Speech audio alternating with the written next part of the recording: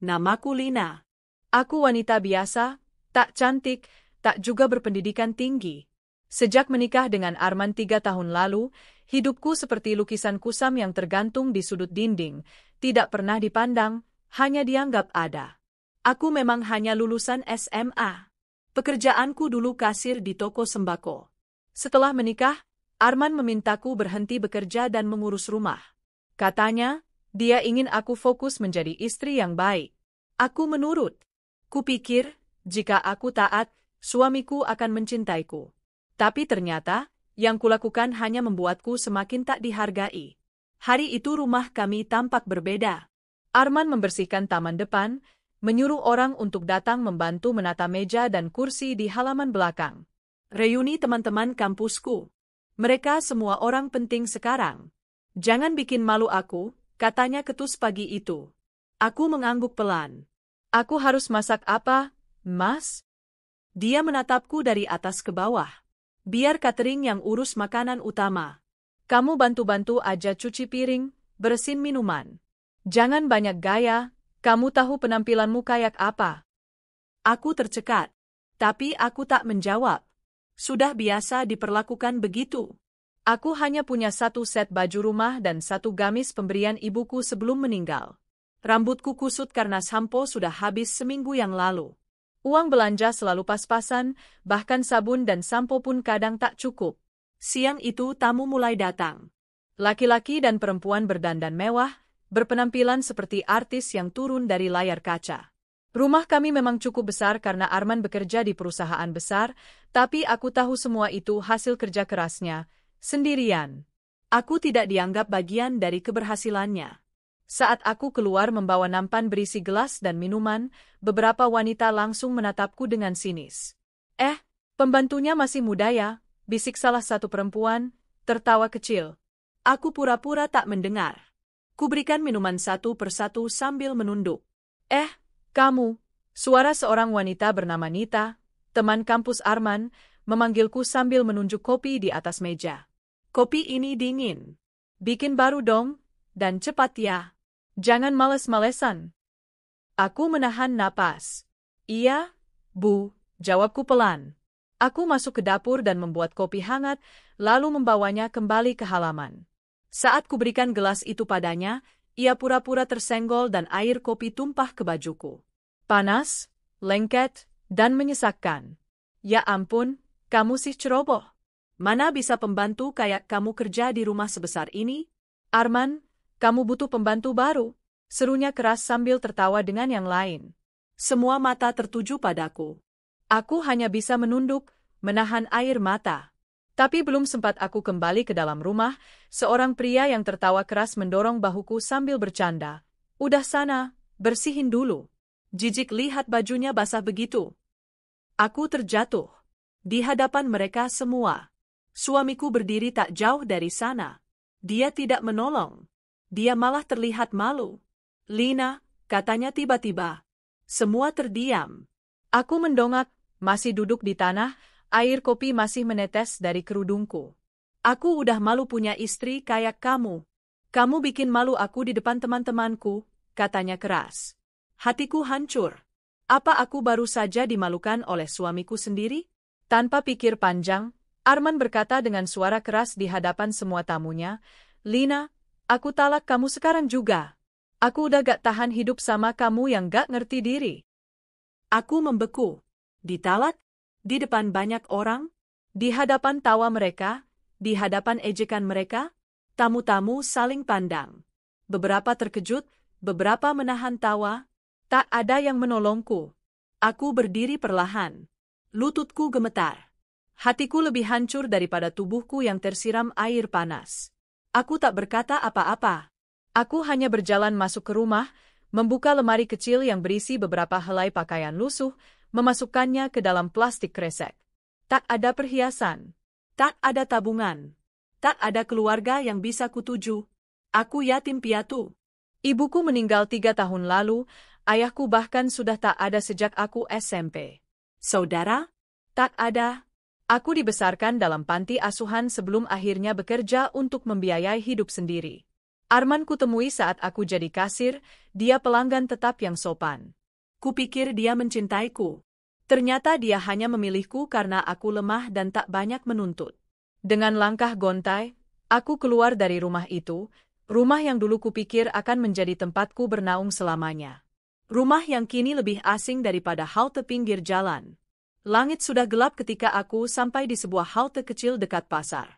Aku duduk di sana, plastik berisi pakaianku kupeluk erat. Angin malam menampar wajahku yang kotor dan rambutku yang kusut. Aku menangis. Bukan karena sakit, tapi karena hancur.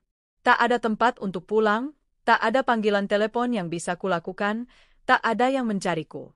Tiba-tiba seseorang menyodorkan segelas teh hangat kepadaku. Minum dulu, nak. Dingin malam-malam duduk begini, kata seorang ibu tua dengan senyum lembut. Aku tertegun. Mataku memerah, dan tubuhku bergetar. Terima kasih, Bu. Suaraku nyaris tak terdengar. Ada masalah, ya? Kamu kelihatan seperti anak baik, katanya sambil duduk di sampingku. Wajahnya keriput, tubuhnya kecil, tapi matanya penuh kasih. Aku mengangguk pelan. Air mataku jatuh lagi. Aku ceritakan semuanya. Tentang pernikahanku, tentang penghinaan, tentang aku yang sekarang tak punya siapa-siapa. Ibu itu mendengarkan dengan sabar. Tak sekalipun ia menyela. Setelah aku selesai, ia menghela napas dan menepuk bahuku. Kamu bisa ikut aku, nak? Aku punya warung makan kecil di dekat pasar. Memang tak besar, tapi kamu bisa bantu-bantu di sana. Tidur di belakang warung, makan seadanya, tapi paling tidak kamu gak sendirian. Aku menatapnya tak percaya. Apa? Ibu gak takut saya menipu? Atau menyusahkan? Dia tersenyum. Hati tua ini masih bisa membedakan mana yang tulus, mana yang hanya sedang jatuh. Yuk, ikut ibu. Malam itu, untuk pertama kalinya aku merasakan pelukan yang hangat. Pelukan seorang ibu yang bahkan tak mengenalku, tapi menyelamatkanku dari kegelapan. Aku mengangguk. Terima kasih, Bu. Terima kasih. Dan malam itu, aku melangkah menuju babak baru dalam hidupku, bukan sebagai istri yang dihina, bukan sebagai babu, seperti kata mereka. Tapi sebagai Lina, wanita yang akan bangkit dari luka. Pagi pertamaku di warung Ibu Sumi terasa seperti cahaya lembut yang menerobos tirai luka.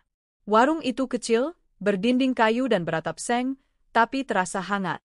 Warung sederhana di pinggir pasar itu hanya memiliki 3 meja dan beberapa bangku kayu panjang. Tapi aromanya, aroma nasi hangat, sambal goreng, dan teh manis, membuat hatiku merasa tak sendirian. Lina, bantu ibu iris bawang, ya. Setelah itu cuci piring yang semalam, suara lembut Ibu Sumi membuyarkan lamunanku. Iya, Bu, jawabku cepat. Aku segera mengambil pisau dan mulai mengiris, meski mataku masih sembab. Sudah 3 hari aku tinggal di sini. Ibu Sumi memberiku tempat tidur dari tikar dan bantal lusuh di bagian belakang warung. Tidak mewah, tapi jauh lebih baik dari malam itu saat aku menangis sendirian di halte. Setiap malam sebelum tidur, Ibu Sumi selalu membacakan doa sambil menyelimutiku. Seperti ibu sungguhan. Dan aku merasa seperti anak yang baru dilahirkan kembali. Hari-hari berlalu. Aku mulai terbiasa dengan rutinitas di warung. Bangun sebelum subuh, menanak nasi, menggoreng lauk, menata meja. Aku belajar membuat sambal yang disukai pelanggan tetap. Aku juga mulai mengenal wajah-wajah pelanggan yang mampir pagi-pagi, tukang ojek, pedagang sayur, pemulung, hingga pegawai toko. Sampai suatu siang, pria itu datang. Tingginya semampai, kulitnya bersih, dan rapi dengan kemeja putih lengan panjang. Tapi yang paling mencolok adalah matanya. Tatapan teduhnya membuatku kikuk saat menyodorkan menu. Warung ini jual ayam goreng, ya? Tanyanya sopan. Iya, Pak. Ayam goreng, tahu tempe, sama sayur lodeh juga ada. Dia tersenyum. Saya coba semua, ya. Ayam 1, tempe 2, lodeh setengah. Es teh manis juga. Aku mencatat pesanan dengan gugup. Tanganku sempat gemetar saat menyajikan makanan ke mejanya. Dia makan perlahan, menikmati tiap suap seperti orang kota yang baru pertama kali makan masakan rumahan. Sesekali dia melirik ke arahku dan tersenyum tipis. Selesai makan, Dia menghampiri meja kasir tempat aku berdiri. Enak banget masakannya. Kamu yang masak? Tanyanya. Aku mengangguk. Saya bantu-bantu, Pak. Ini warungnya Ibu Sumi. Dia mengangguk, lalu menyodorkan uang. Tapi sebelum pergi, dia menatapku serius. Nama kamu siapa? Lina. Lina, dia mengulang. Saya Radit. Terima kasih, ya. Hari berikutnya, dia datang lagi. Dan besoknya. Dan besoknya lagi. Selalu sendiri. Selalu duduk di meja yang sama. Selalu memesan ayam goreng dan sayur lodeh. Kadang menambahkan bakwan goreng atau tempe oret. Lama-lama aku jadi menunggunya datang. Entah kenapa, ada rasa tenang saat melihatnya duduk di sana, membaca koran sambil menunggu makanannya. Aku merasa dihargai. Hingga suatu hari, saat aku sedang menyapu lantai warung, dia datang lebih awal dari biasanya. Lina, katanya sambil menarik bangku. Aku menoleh. Iya, Pak Radit. Boleh ngobrol sebentar? Aku mengangguk, duduk di seberangnya. Maaf sebelumnya kalau ini terdengar tiba-tiba. Tapi aku sudah beberapa kali ke sini, dan aku memperhatikan kamu. Kamu rajin, sopan, dan sigap. Maaf, bukan bermaksud lancang, tapi kamu kerja di sini karena memang butuh pekerjaan, kan? Aku menunduk malu. Iya, Pak. Saya gak punya siapa-siapa lagi. Dia mengangguk pelan. Saya manajer operasional di perusahaan retail. Kami butuh staf resepsionis baru. Memang biasanya kami cari lulusan D3, tapi aku rasa kamu punya sikap kerja yang lebih dari cukup. Aku mendongak kaget. Saya? Resepsionis? Iya. Gak perlu khawatir. Nanti bisa belajar. Aku bisa bantu kamu daftar. Gajinya lebih baik dari kerja di warung, dan jam kerjanya teratur. Kamu bisa tetap tinggal di tempat Bu Sumi kalau kamu nyaman. Aku hampir tak bisa berkata apa-apa. Tawaran itu seperti sinar terang dalam lorong gelap hidupku. Tapi aku ragu. Apa gak masalah, saya cuma lulusan SMA? Tanyaku pelan. Radit tersenyum. Latar belakang bukan segalanya. Tapi niat dan kerja keras yang utama. Kamu punya dua-duanya? Hari itu aku pulang ke belakang warung dengan pikiran berkecamuk. Malamnya, aku menangis dalam diam. Bukan karena sedih, tapi haru. Di tengah reruntuhan hidupku, Tuhan mengirimkan orang asing yang memberiku peluang kedua. 2 minggu kemudian, aku resmi bekerja di kantor tempat Radit bekerja. Gedungnya tinggi, ber-AC, dengan lift mengkilap dan meja-meja rapi. Seragamku putih biru, rambutku kini sudah rapi karena aku bisa membeli sampo dan sisir baru. Hari pertamaku penuh gugup, tapi juga semangat. Aku belajar mencatat tamu yang datang, mengangkat telepon, mencatat dokumen masuk, dan mengatur jadwal rapat. Radit tidak selalu terlihat, tapi sesekali lewat dan menyapaku. Semangat, Lina, katanya suatu pagi. Kamu berkembang pesat. Aku tersenyum. Terima kasih atas kesempatannya, Pak. Aku mulai menabung. Aku menyisihkan sedikit dari gajiku untuk membeli buku-buku persiapan kuliah. Ya, aku ingin melanjutkan kuliah sambil bekerja. Jurusan manajemen atau administrasi perkantoran agar bisa naik jabatan suatu hari. Setiap malam, setelah kerja, aku belajar. Kadang Bu Sumi menemani sambil menyiapkan teh hangat. Lina, katanya suatu malam, Ibu bangga padamu. Kamu anak yang kuat. Air mataku menetes. Terima kasih, Bu. Tanpa Ibu, mungkin aku masih di pinggir jalan. Dia mengusap kepalaku. Tapi kamu juga harus tahu, Lina. Kamu selamat bukan karena Ibu, tapi karena kamu gak menyerah. 1 tahun berlalu. Aku sudah jadi asisten manajer front desk. Aku kuliah malam di universitas swasta. Tubuhku lebih sehat, wajahku lebih cerah, dan hatiku lebih kuat. Suatu hari, aku berjalan di lobi kantor saat melihat sekelompok pria berdiri menunggu seseorang. Salah satunya membuat jantungku nyaris berhenti berdetak. Arman. Dia berdiri di sana dengan 2 temannya. Rambutnya sudah mulai beruban, dan wajahnya tampak lelah. Dia sedang antre untuk wawancara kerja. Perusahaannya dulu bangkrut karena korupsi atasannya, katanya. Sekarang dia mencari kerja sebagai staf pemasaran. Aku menatapnya dari meja resepsionis. Dia tak mengenaliku, rambutku kini rapi, bajuku bersih dan berkelas. Bukan Lina yang dulu ia usir seperti sampah. Saat dia maju ke mejaku, dia berkata, "Saya ada janji wawancara dengan Pak Radit." Aku tersenyum kecil.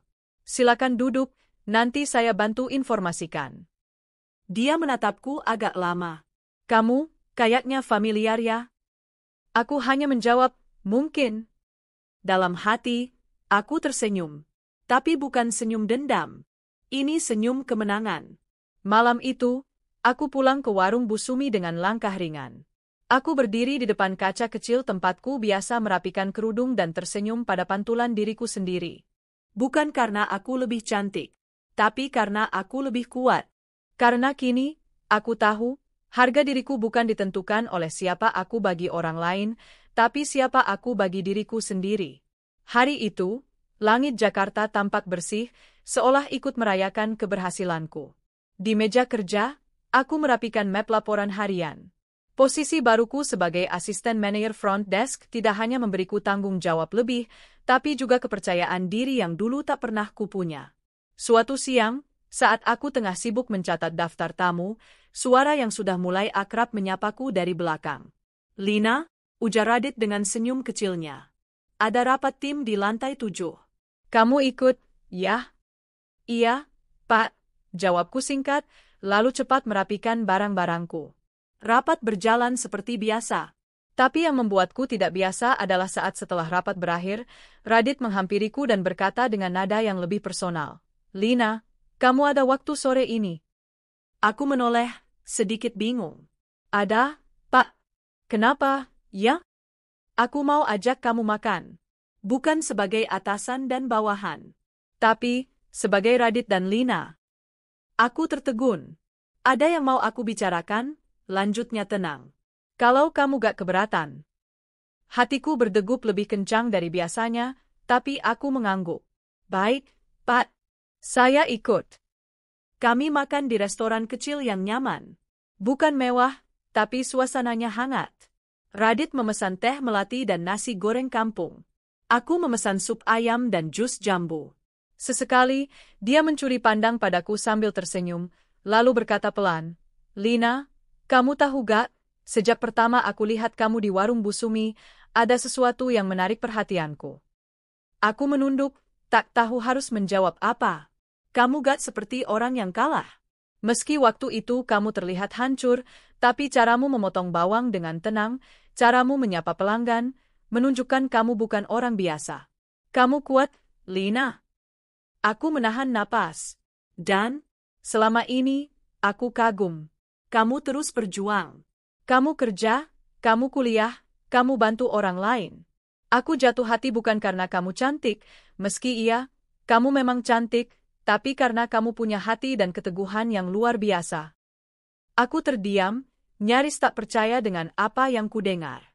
Aku ingin lebih dekat, bukan hanya sebagai atasan.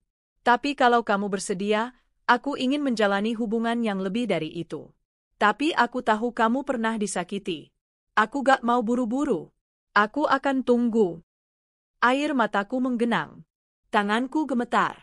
"Radit," aku gak tahu harus jawab apa. Aku masih belajar menyembuhkan diriku. Dia mengangguk, lembut. "Aku tahu. Dan aku akan ada di sini, menemani kamu sembuh." Hari itu menjadi titik awal dari lembar baru dalam hidupku. Kami mulai sering makan bersama, kadang ngobrol di taman kantor, kadang berbagi cerita sambil jalan sepulang kerja. Tapi Radit tak pernah memaksaku. Dia memberiku ruang untuk tetap menjadi Lina yang sedang membangun kembali kepercayaan dirinya. 2 tahun kemudian, aku resmi menjadi manajer front office. Posisiku kini bukan lagi sekadar asisten yang diangkat karena kasihan, tapi pemimpin yang diakui oleh rekan kerja dan atasan. Dan hari itu datang, Radit melamarku. Bukan di restoran mahal, bukan di taman yang dikelilingi lilin, tapi di warung Bu Sumi, tempat semuanya dimulai. Dia berlutut sambil menyodorkan cincin perak sederhana. "Lina, maukah kamu menikah denganku? Bukan karena kamu utuh, bukan karena kamu sempurna, tapi karena kamu adalah kamu." Dan aku ingin menjagamu selamanya. Tangis tumpah di pipiku. Aku mengangguk. Iya, Radit. Aku mau. 2 tahun pernikahan kami berjalan harmonis.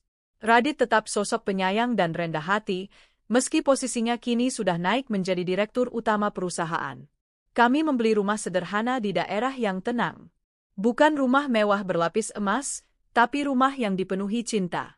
Suatu hari, Radit pulang dengan senyum yang tak biasa. Sayang, minggu depan ada acara reuni angkatan kuliahku, katanya sambil membuka jas kerjanya. Tempatnya di rumah kita. Karena katanya rumah kita asri dan suasananya enak. Aku spontan menoleh. Di rumah kita? Wah, pasti rame. Ya? Tenang. Nanti catering urus makanan. Kamu tinggal nyiapin rumah aja, oke? Aku mengangguk pelan, meski dalam hati sedikit gugup. Aku tahu aku masih menyimpan trauma kecil dengan kerumunan orang-orang kaya yang dulu pernah mempermalukanku. Tapi aku mencoba percaya. Hari H pun tiba. Rumah kami dibersihkan, taman diberi lampu hias, dan catering sudah datang sejak pagi. Aku memakai daster batik sederhana dan membiarkan rambutku diikat rapi. Tak ada niat berdandan berlebihan. Sayang, kamu gak mau ganti baju? Tanya Radit pelan. Aku tersenyum kecil. Aku nyaman seperti ini. Dia mencium keningku. Aku suka kamu apa adanya. Tamu-tamu mulai berdatangan. Pria-pria berjas mahal, wanita-wanita dengan tas bermerek. Mereka tertawa, berbincang keras, membandingkan mobil, pekerjaan, dan anak-anak mereka yang bersekolah di luar negeri. Aku menyambut mereka dengan senyum ramah, menyuguhkan teh atau menunjukkan arah toilet. Tapi sebagian dari mereka menatapku aneh. Seorang wanita bergaun merah bahkan sempat berbisik pada temannya sambil menatap sinis ke arahku. Kayaknya pembantu, deh. Masak tuan rumah pakai daster gitu. Yang lain tertawa pelan. Mungkin dia asisten rumah tangga. Lucu ya, nyuguhin tamu kayak tuan rumah. Aku mendengarnya. Tapi aku diam. Seorang pria, yang ternyata teman lama Radit, menghampiriku. Mbak, bisa ambilkan saya minum, gak? Jangan lupa esnya ya. Aku tersenyum. Baik, Pak. Radit yang melihat itu hanya tertawa kecil dan berbisik, santai aja. Biarin mereka tebak-tebak buah manggis dulu. Aku menatapnya geli. Hingga akhirnya, salah satu tamu berteriak kaget. Loh, Lina? Kamu Lina, kan? Aku menoleh. Di hadapanku berdiri seseorang yang sangat familiar. Arman, mantan suamiku. Wajahnya pucat, mulutnya menganga. Lina? Astaga, kamu? Aku tersenyum tenang. Iya, aku Lina. Ini rumahmu? Tanyanya dengan suara tercekat. Iya, rumahku dan suamiku. Radit datang menghampiri, melingkarkan lengannya di pundakku. Halo, men. Lama gak ketemu. Ini istri saya. Lina. Semua mata kini menoleh ke arah kami. Wanita yang tadi mengolokku buru-buru menunduk. Beberapa pria langsung berhenti tertawa. Arman tampak gemetar. Lina, aku gak percaya. Aku menatapnya penuh ketenangan. Dulu, kamu usir aku seperti sampah. Tapi lihat, Tuhan punya caranya sendiri untuk membalas. Bukan dengan dendam, tapi dengan keadilan. Malam itu, setelah semua tamu pulang, aku dan Radit duduk di teras rumah, memandangi langit malam. Capek? Tanyanya sambil memegang tanganku. Aku menggeleng. Justru hati ini tenang. Aku tidak membalas dengan makian, tidak juga dengan kemewahan yang menyilaukan. Tapi aku membalas dengan hidup yang bahagia. Dia tersenyum. Kamu memang luar biasa. Aku menatap langit, dan untuk pertama kalinya setelah bertahun-tahun, aku bisa berkata dalam hati dengan penuh syukur, aku tidak marah lagi. Aku hanya bangga telah bertahan. Setelah tamu-tamu pulang malam itu, aku berdiri lama di depan cermin di kamar tidur kami. Daster batik yang kupakai masih melekat di tubuhku, kusut karena seharian mondar-mandir menjamu tamu. Tapi wajahku, meski tanpa makeup tebal, memancarkan sesuatu yang belum pernah kulihat bertahun-tahun lalu, keyakinan dan damai. Aku masih terbayang ekspresi Arman tadi. Wajahnya yang sombong berubah kaget saat tahu aku adalah istri Radit dan pemilik rumah besar tempat acara reuni itu digelar. Dia tidak mengira, perempuan yang dulu ia ceraikan tanpa belas kasihan kini berdiri di depan matanya dengan kepala tegak, tanpa satu kata dendam pun. Beberapa hari setelah acara reuni, aku dan Radit kembali ke rutinitas. Aku tetap mengelola urusan rumah tangga dan membantunya di beberapa proyek pengembangan hotel. Meski Radit telah memintaku berhenti bekerja, aku tetap membantu dari balik layar. Bukan karena aku tidak percaya padanya, tapi karena aku ingin tetap berguna, tetap belajar, dan tetap menjadi bagian dari kesuksesan kami. Pagi itu, saat sedang menyiram tanaman di halaman rumah, tiba-tiba sebuah mobil sedan berhenti di depan gerbang. Aku mengernyitkan dahi. Seorang laki-laki turun, memakai kemeja putih yang kusut, rambut acak-acakan, dan mata yang sayu. Arman. Aku diam di tempat. Dia berjalan perlahan ke arah pagar. Lina, sapanya lirih. Aku menatapnya datar. Ada keperluan apa ke sini? Dia menunduk. Maaf kalau aku datang tanpa kabar. Aku cuma mau bicara sebentar. Kalau kamu keberatan, aku akan pergi. Aku ingin mengatakan tidak, tapi naluriku berkata lain. Masuklah, tapi hanya sebentar. Dia melangkah masuk ke halaman. Matanya menyapu rumah kami yang rindang dan tenang. Aku gak nyangka kamu bisa punya rumah seindah ini. Aku menutup pagar. Kenapa? Karena dulu aku cuma buruh warung. Dia terdiam, tertunduk. Kami duduk di teras. Aku tak menawarkan minuman. Hanya duduk bersila, menjaga jarak. Aku datang bukan untuk minta maaf, karena mungkin maaf darimu tak akan cukup menebus semua yang kulakukan. Tapi aku ingin bilang, aku menyesal. Aku menoleh padanya. Menyesal karena tahu aku berhasil? Atau menyesal karena hidupmu sekarang berantakan? Dia menghela napas. Keduanya. Aku menarik napas panjang. Arman, dulu kamu usir aku dari rumah tanpa sepatah kata baik. Kamu bilang aku beban. Kamu perkenalkan aku ke teman-temanmu sebagai istri yang gak tahu diri. Dan kamu ceraikan aku di depan orang tuamu dengan bangga. Sekarang, setelah hidupku membaik, kamu datang untuk apa? Dia menggenggam tangannya sendiri, gemetar. Aku kehilangan semua, Lin. Bisnisku bangkrut. Ayahku meninggal. Dan istriku, dia selingkuh dan bawa kabur uang kami. Aku bangkrut dan sendiri. Seketika, rasa kasihan muncul di hatiku. Tapi bukan simpati yang menginginkan balas dendam. Melainkan rasa iba yang tulus, rasa yang tumbuh dari hati yang sudah sembuh. Arman, ujarku pelan. Aku sudah memaafkanmu sejak lama. Tapi itu bukan karena kamu layak dimaafkan. Itu karena aku butuh damai dalam hidupku. Dia menatapku, matanya berkaca-kaca. Dan rumah ini bukan hadiah dari langit. Aku kerja keras. Aku mulai dari mengangkut piring, menyapu lantai, kuliah malam-malam, dan bahkan tidur di kamar kecil tanpa jendela di hotel. Tapi Tuhan baik. Dia kirimkan Radit, yang tak hanya mencintaiku, tapi menghargai aku sebagai manusia. Dia mengangguk perlahan, seolah menerima kenyataan bahwa dirinya kalah oleh perempuan yang dulu ia hina. Terima kasih, Lina, karena masih memberiku kesempatan untuk bicara. Aku benar-benar menyesal. Tapi aku senang melihat kamu bahagia. Benar-benar bahagia. Aku menatapnya. Kalau kamu sungguh menyesal, jangan datang ke sini lagi. Hiduplah baik-baik. Temukan damai dalam hatimu. Bukan dengan menyesali masa lalu, tapi dengan memperbaiki masa depanmu. Dia berdiri, menunduk dalam. Terima kasih, Lina. Dan dia pergi, tanpa menoleh lagi. Malamnya, aku menceritakan semuanya kepada Radit. Dia mendengarkan tanpa menyela, lalu menggenggam tanganku erat. Kamu kuat, sayang. Dan aku bangga padamu.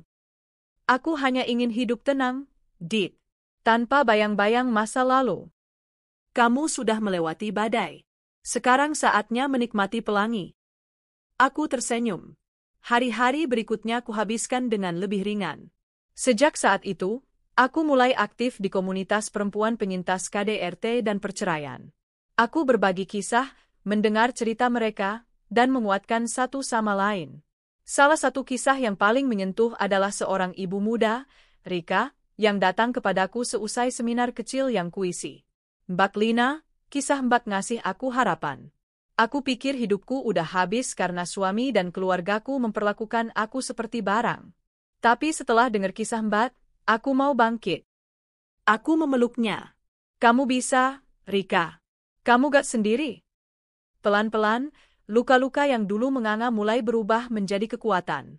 Setiap cerita yang kubagikan bukan sekadar kisah sedih, tapi bukti bahwa perempuan juga bisa bangkit dan menjadi luar biasa meski dari titik paling rendah. Satu sore, aku dan Radit duduk di balkon rumah. Sinar matahari keemasan menyinari wajahnya yang tenang. Aku sedang rancang proyek hotel baru, katanya. Tapi aku pengen kamu yang jadi komisaris utamanya. Aku terkejut. Aku? Kenapa tidak? Semua konsep CSR dan kemitraan sosial selama ini dari kamu. Aku percaya kamu bisa. Aku terdiam sejenak, lalu mengangguk pelan. Kalau kamu percaya padaku, maka aku akan belajar dan berusaha sebaik mungkin. Dan begitu lembar baru kembali terbuka. Kini aku bukan hanya istri dari seorang direktur utama. Aku juga menjadi perempuan dengan suara, keputusan, dan tempat dalam lingkaran kepemimpinan. Semua itu takkan mungkin terjadi andai aku tidak pernah dibuang, tidak pernah dihina, tidak pernah jatuh. Karena ternyata, titik paling rendah dalam hidup bukan akhir dari segalanya, tapi awal dari kebangkitan yang luar biasa. Hari-hari setelah pertemuan itu berlalu tenang. Aku kembali sibuk membantu Radit mengelola program sosial dan persiapan proyek hotel barunya. Hidupku sekarang tak lagi tentang bertahan dari luka, tapi tentang membangun harapan. Namun ketenangan itu terusik ketika suatu pagi aku menerima pesan dari nomor tak dikenal. Aku ingin bertemu, tolong beri aku kesempatan. Arman. Kupandangi pesan itu lama. Awalnya ingin kuabaikan, tapi sesuatu dalam hatiku berkata untuk tak menganggap remeh niat seseorang meminta maaf, meski dulu ia melukaiku begitu dalam. Dengan hati-hati, aku membalas. Silakan temui aku di taman kota, pukul 4 sore. Sore itu aku mengenakan pakaian sederhana, blus putih dan celana kain longgar. Rambutku diikat rapi, wajah hanya kupoles sedikit bedak dan lip balm. Di taman yang rindang itu, aku duduk di bangku dekat air mancur, dan beberapa menit kemudian Arman datang. Dia tampak lebih rapi dari sebelumnya, namun tetap dengan aura kesedihan yang belum sepenuhnya padam. Terima kasih sudah mau bertemu, katanya pelan. Apa yang ingin kamu bicarakan lagi, Arman? Tanyaku tenang. Dia duduk di bangku yang sama, menjaga jarak. Lina, aku tahu ini terdengar gila, tapi aku ingin memperbaiki semuanya. Aku ingin kita kembali. Aku menoleh cepat, menatap matanya yang sungguh-sungguh. Kembali? Setelah apa yang kamu lakukan dulu? Dia mengangguk. Iya, aku tahu aku salah. Tapi saat aku lihat kamu sekarang, aku sadar, kamu wanita yang luar biasa. Aku menyesal telah menyia-nyiakanmu. Aku ingin menebus semuanya. Aku tertawa kecil. Bukan karena lucu, tapi karena merasa seperti mimpi buruk di masa lalu mencoba hidup kembali. Arman, kamu kira aku ini boneka yang bisa kamu lempar dan ambil lagi sesuka hati? Bukan begitu. Lalu apa? Kamu lupa pernah menyeretku keluar dari rumahmu, mendorongku sampai jatuh, hanya karena aku terlihat kotor? Kamu lupa kamu menyiramku dengan kopi dan menertawakanku di depan teman-temanmu. Dia tertunduk. Aku tahu, dan aku minta maaf. Aku merasa hidupku tak lengkap tanpamu. Aku menghela napas. Hidupku lebih lengkap tanpamu, Arman. Saat kamu menceraikanku, kamu kira aku akan hancur. Tapi aku bangkit. Aku kerja keras, aku kuliah malam, dan aku bertemu orang-orang yang menghargai aku. Termasuk suamiku sekarang, yang mencintaiku apa adanya. Tapi aku dulu suamimu, Lin. Kamu pernah. Dan sekarang tidak lagi. Dan aku tidak akan pernah kembali pada orang yang hanya menghargai setelah kehilangan. Suasana hening sejenak, lalu tiba-tiba suaranya meninggi. Kamu pikir kamu siapa sekarang? Hanya karena kamu punya rumah bagus, suami kaya, kamu bisa sombong? Dasar wanita tak tahu diri. Aku datang dengan niat baik, kamu malah menghina. Aku berdiri, menatap tajam ke arahnya. Tidak, Arman. Aku tidak sombong. Aku hanya tahu nilainya diriku sekarang. Dan kamu tidak berhak menyentuh hidupku lagi, bahkan dengan permintaan maafmu. Pergilah. Jangan pernah ganggu aku lagi. Dia memandangku dengan kemarahan dan kepahitan yang sama seperti saat dia menceraikanku dulu. Tapi kali ini, aku tidak takut. Aku tidak gentar. Karena aku tahu, aku berdiri di atas kekuatanku sendiri. Setelah kejadian itu, aku berpikir Arman akan menghilang. Tapi ternyata aku salah. Beberapa hari kemudian, aku mendapat kabar bahwa dia datang ke tempat tinggalku yang dulu, rumah kecil milik Bu Lastri, ibu pemilik warung makan tempatku bekerja dulu. Dia tanya-tanya soal kamu, Lin, kata Bu Lastri saat menelepon. Katanya kamu berubah karena aku dan warung ini. Aku terdiam. Maaf, Bu. Aku gak nyangka dia akan sejauh itu. Tak apa. Tapi kamu harus hati-hati, Lin. Orang yang menyesal tidak selalu berubah jadi lebih baik. Kata-kata Bu Lastri membuatku kembali waspada. Aku tahu betul bagaimana Arman. Bila egonya terusik, dia bisa jadi berbahaya. Suatu siang, aku sedang dalam perjalanan ke kampus untuk presentasi akhir mata kuliah manajemen strategi. Di tengah jalan, seorang pria berjas tiba-tiba menghadang mobilku di lampu merah. Sopirku mengerem mendadak. Itu Arman. Bu, ini berbahaya, kata sopirku panik. Aku membuka kaca jendela sedikit. Apa yang kamu lakukan, Arman? Aku cuma ingin bicara, terakhir kali, teriaknya, tampak tak stabil. Ini gila. Pergi dari sini. Lampu sudah hijau. Mobil belakang mulai membunyikan klakson. Arman masih berdiri di depan mobil, membuat kekacauan. Dua petugas polisi lalu lintas datang dan segera menarik tubuhnya menjauh. Aku masih cinta kamu, Lina. Kamu gak bisa gitu aja lupakan aku. Teriaknya sebelum dibawa menjauh. Aku menutup jendela, tubuhku gemetar. Ini sudah keterlaluan.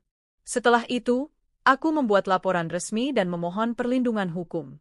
Radit marah besar saat tahu kejadian itu dan memastikan keamanan di rumah serta kantor lebih ketat. Aku gak akan biarkan siapapun menyakitimu lagi, ucapnya sambil memelukku erat. Dari kejadian itu, aku makin sadar. Terkadang, masa lalu tak bisa dilupakan begitu saja. Tapi yang bisa kulakukan adalah menghadapi dan menutup pintunya dengan tegas.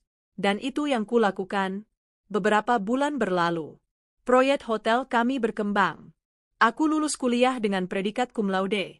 Sebuah pencapaian yang dulu hanya bisa kupikirkan di sela-sela mencuci piring dan menyapu warung. Hari kelulusanku, Radit datang membawakan bunga, dengan wajah bangga. Selamat, sayang. Kamu hebat. Aku tersenyum bahagia, air mata menetes perlahan. Terima kasih karena selalu percaya padaku. Dan di antara sorak-sorai teman-teman seangkatan, aku berdiri dengan gaun toga dan wajah bersinar.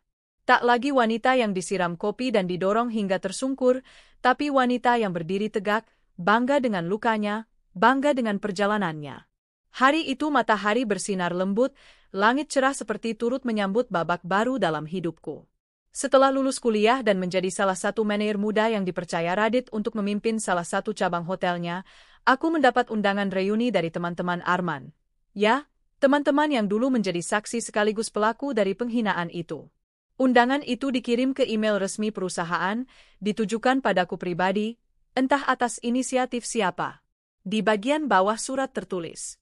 Akan sangat menyenangkan jika Nyonya Lina bersedia hadir. Kami ingin menjalin kembali silaturahmi dan belajar dari perjalanan ibu. Aku terdiam lama membaca kalimat itu. Bahkan mereka kini memanggilku Nyonya Lina, bukan Babu, seperti saat mereka menertawakanku dulu, mengguyurku dengan kopi panas dan mendorongku hingga jatuh. Tapi benarkah mereka menyesal? Atau hanya basa-basi karena kini aku bukan siapa-siapa yang mereka kenal dulu? Aku bimbang. Tapi Radit memegang tanganku, menatapku dalam. Pergilah. Bukan untuk mereka, tapi untuk dirimu sendiri. Tunjukkan bahwa kamu telah menang, bukan dengan dendam, tapi dengan keberhasilan dan ketenangan. Setelah berpikir semalaman, aku memutuskan datang. Acara reuni itu digelar di tempat yang amat familiar. Sebuah ballroom besar di hotel tempat aku dulu diusir dan diceraikan, hotel milik keluarga Radit, suamiku sekarang. Ironi yang luar biasa. Aku tiba dengan mengenakan gaun panjang berwarna biru lembut, rambutku disanggul rapi. Make-upku sederhana, tapi cukup untuk menonjolkan ketenangan dan kedewasaan yang telah kutempa bertahun-tahun. Saat aku melangkah masuk ke ballroom itu, semua mata menoleh. Hening. Mereka mematung. Lalu bisik-bisik mulai terdengar. Itu Lina? Yang dulu disiram kopi itu? Astaga, dia cantik sekali sekarang. Itu benar-benar dia. Mereka bahkan tak tahu harus menyapaku dengan apa. Yang dulu mencibir, kini memandang penuh ragu. Salah satu di antara mereka maju, Maya, teman Arman yang paling sering menghina penampilanku dulu. Hai, Lina, maksudku, Ibu Lina. Aku tersenyum. Halo, Maya. Sudah lama ya? Dia salah tingkah. Kamu kelihatan luar biasa. Terima kasih. Aku hanya berusaha jadi versi terbaik dari diriku. Lalu satu persatu mulai menghampiri. Beberapa minta maaf langsung, beberapa mencoba basa-basi, ada pula yang hanya diam menunduk, malu mengangkat wajah. Sampai akhirnya Arman muncul. Dia berdiri terpaku di ambang pintu, memandangku seolah tak percaya. Pakaiannya rapi, tapi wajahnya tampak lebih tua dari usia. Langkahnya pelan saat mendekatiku. Lina, kamu benar-benar datang? Aku hanya mengangguk kecil. Tentu saja. Aku ingin bertemu orang-orang yang pernah membuatku jadi perempuan paling menderita, dan juga perempuan paling kuat. Wajahnya berubah sendu. Aku tahu, aku tak pantas bicara padamu lagi. Tapi, melihatmu seperti ini, aku makin sadar betapa bodohnya aku. Aku menatapnya tajam. Arman, aku bukan datang untuk mendengar penyesalanmu. Aku sudah memaafkan, tapi aku tak akan pernah kembali. Aku datang untuk menutup pintu masa lalu, bukan membuka luka yang sama. Dia mengangguk pelan. Aku paham, dan aku bersalah. Sangat bersalah. Aku melangkah melewatinya, lalu menoleh sebentar. Jaga dirimu, Arman. Aku sudah terlalu jauh untuk menoleh ke belakang. Acara reuni berlangsung formal. Ada sambutan dari beberapa panitia, dan kejutan, salah satu pembicara utama diminta memberikan motivasi soal keberhasilan dan perjuangan dari nol. Dan, yang mereka undang adalah aku. Aku berdiri di podium, menatap seluruh ruangan. Semua diam. Menunggu. Aku tidak lahir dari keluarga kaya. Aku bahkan tidak punya keluarga sejak kecil. Dulu aku sempat bekerja di warung, mencuci piring, menyapu lantai, bahkan sempat dianggap babu, di rumahku sendiri. Saat itu aku dihina, dipermalukan, bahkan diceraikan di depan orang-orang. Tapi hari ini aku berdiri di sini bukan untuk membalas dendam. Aku hanya ingin berkata satu hal, jangan pernah remehkan seseorang dari penampilannya hari ini, karena kalian tak tahu betapa keras perjuangan di baliknya. Beberapa orang mulai menangis. Maya menunduk. Arman terlihat sesak napas. Aku berdiri di sini bukan karena keberuntungan, tapi karena ada orang-orang baik yang percaya padaku ketika dunia menganggapku kotor dan tak berharga. Aku berdiri di sini karena aku belajar menghargai diriku, bukan karena orang lain tiba-tiba baik padaku setelah aku sukses. Tepuk tangan pecah. Beberapa bahkan berdiri. Tapi aku tak membiarkan diriku larut. Karena yang paling penting bagiku bukan pengakuan mereka, tapi kedamaian batin bahwa aku telah selesai dengan masa lalu. Selesai acara, aku berjalan ke halaman hotel. Malam telah turun, langit bertabur bintang. Radit menyusulku sambil membawa selimut kecil dan 2 cangkir coklat panas. Kau hebat sekali tadi, katanya, duduk di sampingku. Aku tersenyum. Kupikir aku akan gugup, tapi ternyata hatiku sudah damai. Radit menggenggam tanganku. Karena kamu sudah memaafkan mereka. Dan lebih dari itu, kamu sudah memaafkan dirimu sendiri. Aku menoleh menatapnya. Terima kasih, Radit, untuk semua kepercayaan yang kamu berikan. Kalau saja aku tak bertemu kamu dan Ibu Lastri dulu. Dia menggeleng pelan. Kalau kamu bukan Lina yang dulu gigih dan tak menyerah, tak akan ada Lina hari ini. Air mata mengalir perlahan. Bukan karena sedih, tapi karena bahagia. Karena di tengah luka, aku menemukan cahaya. Dan karena pernah jatuh, kini aku tahu rasanya bangkit. Malam itu sebelum tidur, aku duduk di depan cermin. Kugenggam liontin kecil yang dulu kubeli dari hasil memungut botol plastik.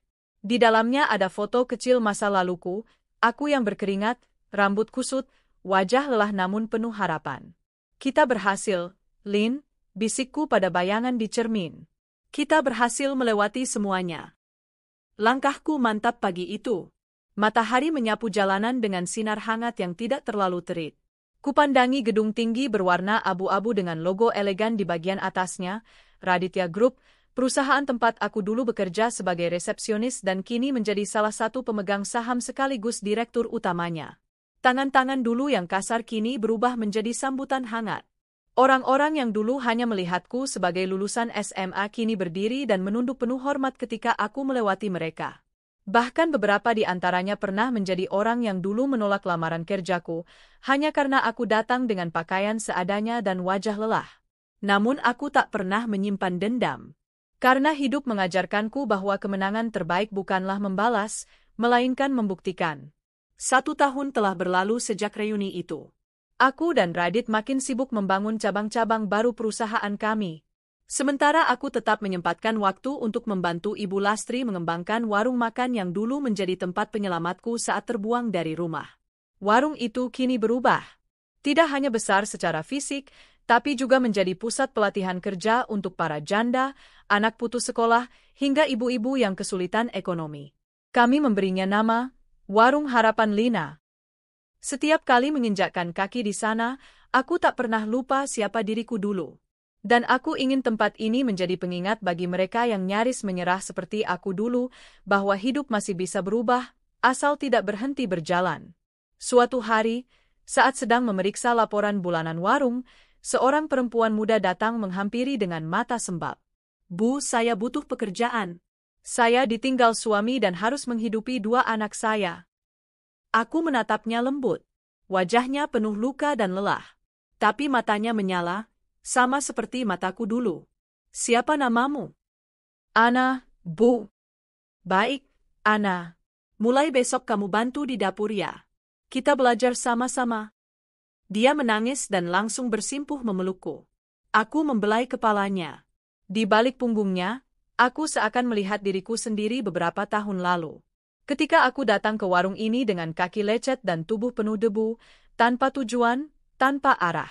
Hanya satu hal yang kupunya, harapan. 2 minggu setelah itu, aku mendapat undangan dari sebuah stasiun televisi nasional. Mereka ingin mengangkat kisah perjuanganku sebagai inspirasi bagi perempuan Indonesia.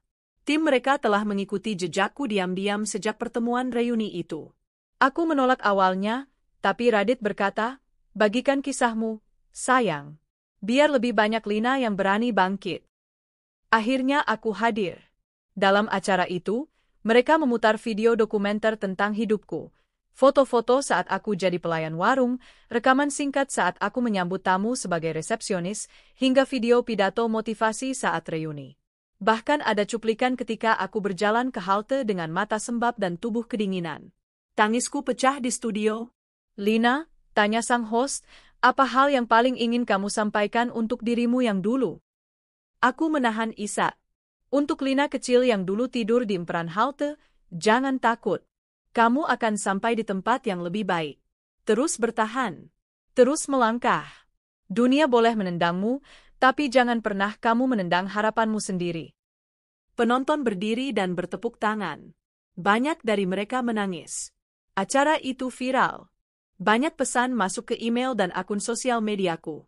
Dari perempuan-perempuan kuat yang sedang terpuruk, dari anak muda yang sedang gagal kuliah, bahkan dari istri-istri yang sedang dilecehkan dan diabaikan. Semuanya berkata satu hal, kami ingin seperti kamu. Tapi aku selalu menjawab, jangan jadi aku. Jadilah dirimu sendiri yang terbaik. Beberapa minggu kemudian, aku mendapat kabar bahwa Arman, mantan suamiku, mengalami kebangkrutan. Usahanya gagal karena terlalu banyak berfoya-foya dan tidak pandai mengelola keuangan. Maya, teman yang dulu sangat menghina, Kini jadi penjual makanan kecil di depan sekolah dasar. Saat aku mengantarkan bantuan pendidikan ke sana, aku melihatnya dari jauh. Dia menatapku dari balik gerobak rotinya. Wajahnya tampak malu. Aku mendekatinya. Maya? Dia terkejut. Aina? Ibu Lina, saya. Aku tersenyum. Kamu butuh bantuan? Dia menangis seketika. Maafkan aku. Aku dulu kejam. Aku menghinamu. Aku menyesal. Aku meraih tangannya. Kita semua pernah salah. Tapi yang penting, kita mau berubah. Aku sudah lama memaafkanmu, Maya. Sekarang, mau bantu aku buka cabang warung harapan di kota ini. Dia menatapku dengan mata membulat. Bantu? Aku?